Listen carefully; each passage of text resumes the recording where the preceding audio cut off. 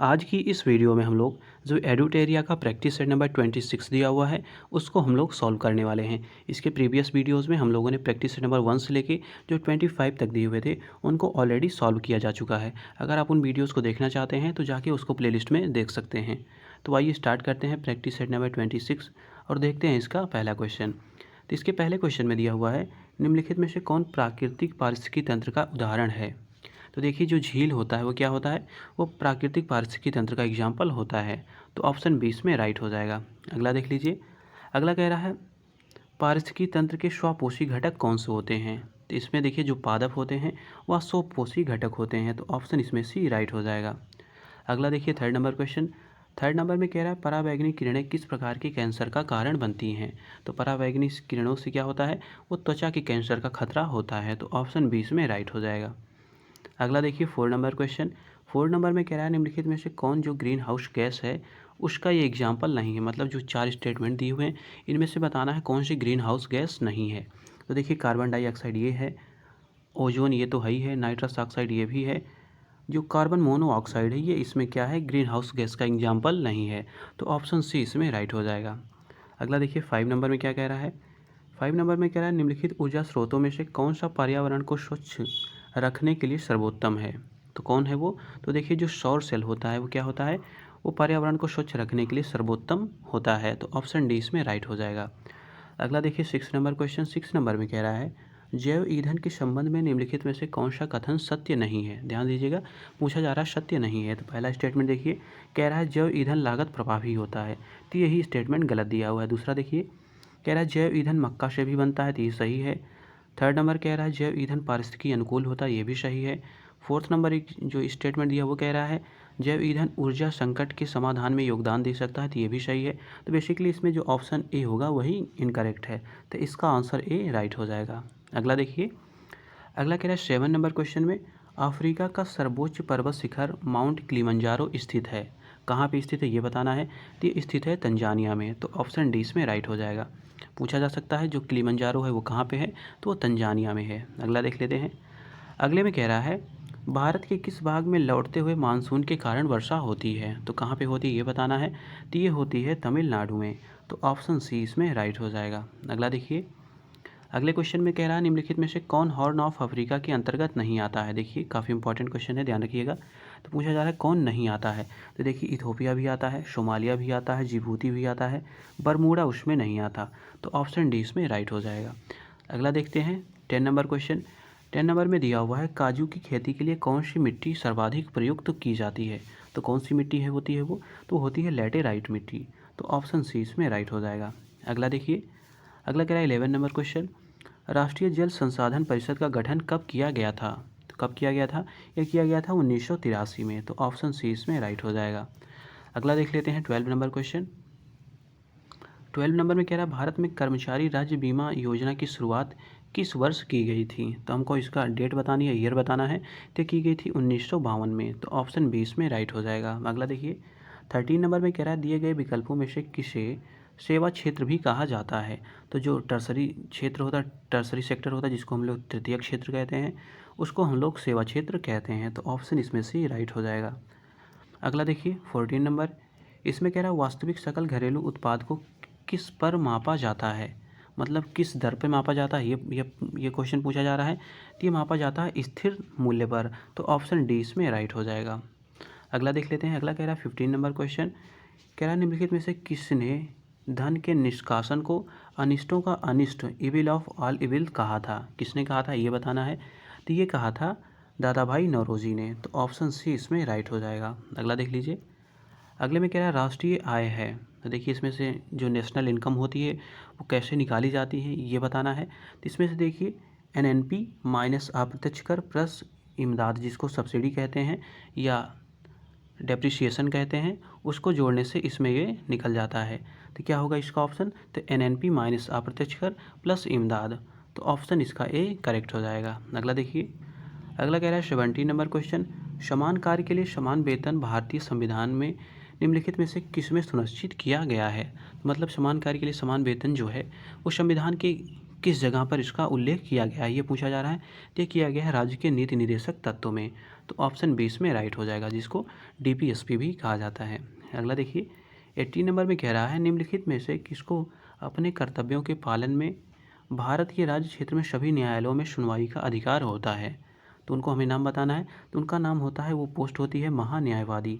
तो महान्यायवादी को जो राज्य क्षेत्र के सभी न्यायालय होते हैं उनमें सुनवाई करने का अधिकार होता है। अगला देख लेते हैं 19 नंबर में कह रहा है निम्नलिखित में से किस संविधान संशोधन द्वारा लोकसभा तथा विधानसभाओं की सीटों की संख्या में वर्ष 2026 तक कोई परिवर्तन नहीं करने का प्रावधान किया गया है। तो ये किस संविधान संशोधन द्वारा ये किया गया था? ये किया गया था जो 84वां संविधान संशोधन हुआ था, उसके द्वारा ये प्रावधान किया गया था। तो ऑप्शन ए इसमें राइट हो जाएगा। अगला देख लीजिए 20 नंबर में कह रहा है संविधान के किस अनुच्छेद के अंतर्गत संघ की कार्यपालिका संबंधी शक्ति राष्ट्रपति में निहित है? तो वो है आर्टिकल 53। तो अनुच्छेद जो 53 है उसमें ये वर्णन किया गया है। तो ऑप्शन 20 में राइट हो जाएगा। अगला देखिए 21 नंबर 21 में कह रहा है एक वर्ष में कम से कम कितनी बार संसद की बैठकें होना आवश्यक हैं? तो कितनी बार होने आवश्यक हैं? तो वो हैं 2 बार। मतलब अगर हमको देखना है एक वर्ष में कितनी बार होनी चाहिए, तो वो 2 बार कम से कम होनी चाहिए। आइए देख लेते हैं 22 नंबर 22 में कह रहा है भारत में एक नया राज्य सृजित करने वाला, देखिए क्या दिया हुआ है, भारत में एक नया राज्य सृजित करने वाला विधेयक को पारित होना आवश्यक है। मतलब अगर हम नया राज्य सृजित किया है तो उस विधेयक को कितने मेजॉरिटी से पास करना है, ये क्वेश्चन पूछा जा रहा है। तो इसमें होता है साधारण बहुमत द्वारा। तो ऑप्शन 20 में राइट हो जाएगा। संसद में साधारण बहुमत के द्वारा क्या होता है, नए राज्य का सृजन होता है। अगला देख लीजिए, अगला है 23 नंबर 23 में कह रहा है भारत में पंचायती राज व्यवस्था का शिल्पी किसे कहा जाता है? तो किसे कहा जाता है? तो ये है BR मेहता। तो इसमें ऑप्शन जो सी होगा वो राइट हो जाएगा। अगला देख लीजिए, अगले में कह रहा है 24 नंबर में 24 में दिया निम्नलिखित में से किस अधिनियम द्वारा अप्रत्यक्ष चुनाव प्रणाली की शुरुआत हुई थी? तो किसके द्वारा हुई थी ये बताना है। तो ये हुई थी 1892 ईस्वी का भारत परिषद अधिनियम के द्वारा ये प्रावधान किया गया था। तो ऑप्शन 20 में राइट हो जाएगा। अगला देख लीजिए 25 में कह रहा है लिखित संविधान की अवधारणा किस देश की देन है? मतलब जो लिखित संविधान था वो सबसे पहले अस्तित्व में कहाँ आया था कि उसके वजह से भारत में भी ये प्रावधान किया गया कि लिखित संविधान बने। तो ये प्रेरणा कहाँ से मिली है? तो ये मिली है फ्रांस से। तो ऑप्शन डी इसमें राइट हो जाएगा। अगला देख लेते हैं, अगले में दिया हुआ है 26 नंबर कह रहा है उड़ीसा में कोणार्क मंदिर का निर्माण किसने कराया था? तो उनका हमें नाम बताना है। तो वो थे राजराज प्रथम। तो ऑप्शन सी इसमें राइट हो जाएगा। अगला देख लेते हैं, अगले में दिया हुआ है सल्तनत काल में सबसे बड़ा साम्राज्य किसका था, ये बताना है। तो सबसे बड़ा साम्राज्य था उनका, इनका नाम था मोहम्मद बिन तुगलक। तो ऑप्शन सी इसमें राइट हो जाएगा। सल्तनत काल में इनका जो था वो साम्राज्य सबसे बड़ा था। तो ऑप्शन सी इसमें राइट हो जाएगा। अगला देखिए 28 नंबर 28 में कह रहा है सल्तनत काल में, देखिए सल्तनत काल में गैर मुसलमानों से लिया जाने वाला धार्मिक कर क्या कहलाता था? तो धार्मिक कर जो होता था उसको क्या कहते थे? तो उसको जजिया कहते थे। तो ऑप्शन डी इसमें राइट हो जाएगा। अगला देखिए 29 नंबर में कह रहा है शाहजहाँ के शासनकाल में आए विदेशी यात्रियों पर विचार कीजिए और बताना है कि इसमें से जो एक जो है शाहजहाँ के काल में नहीं आया था। तो बताना है जो इसमें से कौन है कि जो शाहजहाँ के काल में नहीं आया था। तो आइए देख लेते हैं। देखिए बर्नियर भी आया था, ट्रेवेनियर भी आया था, मनुची भी आया था, लेकिन बारबोसा इनके समय में नहीं आया था।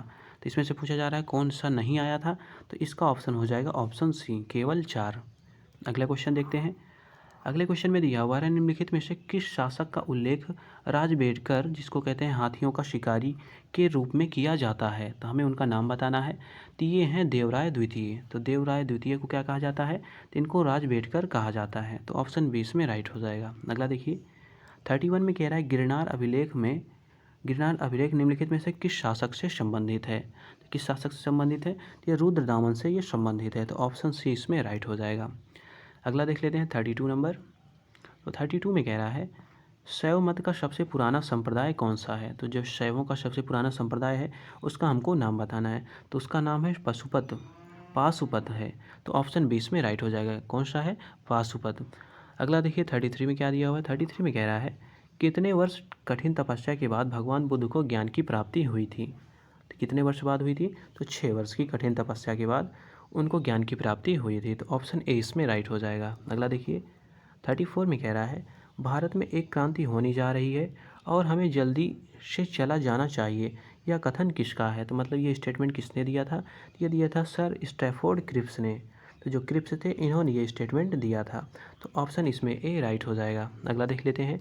अगला है 35 नंबर। इसमें कह रहा है महात्मा गांधी द्वारा चलाया गया प्रथम जन आंदोलन कौन सा था? हमें उसका नाम बताना है। वो था असहयोग आंदोलन। तो ऑप्शन 20 में राइट हो जाएगा। अगला देखिए 36 में कह रहा है भारत में मिट्टी बचाओ आंदोलन कहाँ से प्रारंभ हुआ था? काफ़ी इंपॉर्टेंट क्वेश्चन है, ध्यान रखिएगा। तो ये हुआ था महाराष्ट्र से। तो ऑप्शन ए इसमें राइट हो जाएगा। फिर से इसको देख लेते हैं। तो कह रहा है भारत में मिट्टी बचाओ आंदोलन कहाँ से प्रारंभ हुआ? तो ये हुआ था महाराष्ट्र से। अगला देखिए 37 में कह रहा है गांव में आयोजित होने वाला भारतीय राष्ट्रीय कांग्रेस का प्रथम अधिवेशन कब हुआ था? मतलब उसका हमको सन बताना है। तो वो हुआ था 1937 में। तो ऑप्शन 20 में राइट हो जाएगा। अगला देखिए 38 नंबर। 38 में कह रहा है सुभाष चंद्र बोस को देश नायक की उपाधि किसके द्वारा दी गई थी? तो मतलब देश नायक सुभाष चंद्र बोस जी को किसने कहा था? तो ये कहा था रविन्द्रनाथ टैगोर ने। तो ऑप्शन 20 में राइट हो जाएगा। अगला क्वेश्चन देख लेते हैं। अगला क्वेश्चन है 39 नंबर। इसमें कह रहा है शक्कर के मिश्रण के दौरान कौन सा यौगिक हमेशा बनता है? तो कौन सा बनता है जो हमेशा बनता है? तो होता है इथाइल एल्कोहल। तो ऑप्शन 20 में राइट हो जाएगा। अगला देख लेते हैं। अगला कह रहा है 40 नंबर। रक्त कैंसर को नियंत्रित करने के लिए किस समस्थानिक का प्रयोग किया जाता है? तो वो है कोबाल्ट 60। तो ऑप्शन ए इसमें राइट हो जाएगा। कोबाल्ट 60 का यूज कहाँ पे करते हैं? तो करते हैं रक्त कैंसर के नियंत्रित करने में इसका उपयोग किया जाता है।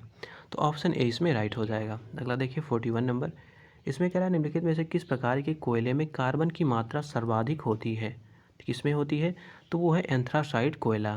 तो जो इसमें ऑप्शन डी है वो राइट हो जाएगा। अगला देखिए 42 नंबर। 42 में कह रहा है कौन नाफ्टा जो है का सदस्य देश नहीं है? देखिए इसमें बताना है कौन सदस्य देश नहीं है। तो देखिए जो ग्रेट ब्रिटेन है वो इसका सदस्य देश नहीं है।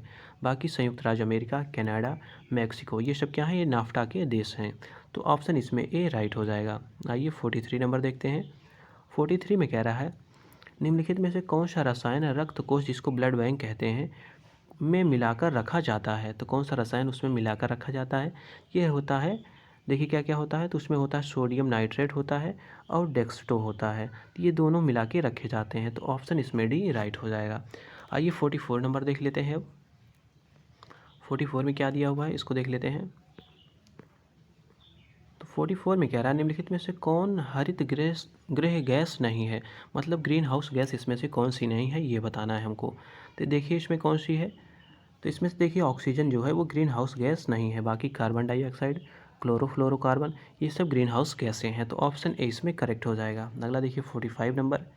इसमें कह रहा है दूरदृष्टि दोष में प्रतिबिंब कहाँ बनता है? तो कहाँ पे बनता है? तो ये बनता है रेटिना के पीछे। तो ऑप्शन 20 में राइट हो जाएगा। अगला देखिए 46 नंबर। 46 में कह रहा है भू स्थिर उपग्रह के संबंध में निम्नलिखित में से कौन सा कथन सत्य है? आइए देख लेते हैं। देखिए पहला कह रहा है यह किसी भी ऊंचाई पर घूमता है। तो ये स्टेटमेंट गलत दिया हुआ है। अगला देखिए ऊंचाई उपग्रह के द्रव्यमान पर निर्भर करता है। तो ये भी स्टेटमेंट गलत है। कह रहा है ध्रुव के ऊपर ऊंचाई पर घूमता है। तो ये भी स्टेटमेंट गलत है। वहीं देखिए यह एक स्थित ऊंचाई पर घूमता है। तो ये स्टेटमेंट सही दिया हुआ है। कितने ऊंचाई पर घूमता है? तो 36,000 किलोमीटर की ऊंचाई पर घूमता है। तो ऑप्शन इसमें डी राइट हो जाएगा। अगला देखते हैं 47 नंबर। 47 में कह रहा है यदि कोई वस्तु वृत्तीय पथ पर एक समान किससे चल रही है से चलती है तो उसकी गति को एक समान वृत्तीय गति कहा जाएगा। मतलब किससे चलती है ये बताना है। ये चलती है चाल से। तो कोई भी वस्तु अगर वृत्तीय पथ पर एक समान चाल से चलती है तो उसकी गति को हम लोग समान वृत्तीय गति कहेंगे। तो ऑप्शन डी इसमें राइट हो जाएगा।